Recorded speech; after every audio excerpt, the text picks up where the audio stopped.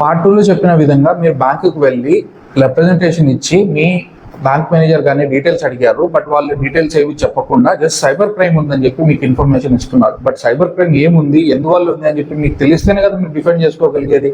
In case వాళ్ళు letter తీసుకొని acknowledgement copy మీకు ఇవ్వలేనట్టయితే ఏం చేయాలనేది ఇప్పుడు ఈ పార్ట్ 3 వీడియోలో తెలుసుకుందాం.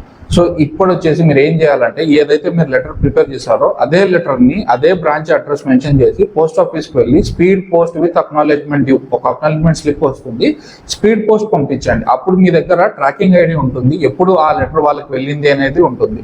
So speed post with acknowledgement due మీరు పంపిస్తే ఖచ్చితంగా మీకు మీ బ్రాంచ్ మేనేజర్ దగ్గర నుంచి రిప్లై అనేది వస్తుంది.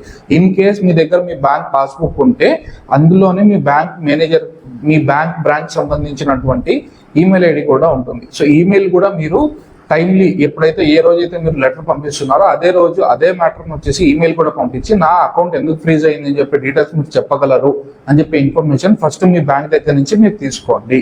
సో ఈ లెటర్ పంపించిన తర్వాత కూడా రెస్పాండ్ అవ్వకపోతే ఏం చేయాలి అనేది పార్ట్ 4లో తెలుసుకుందాం.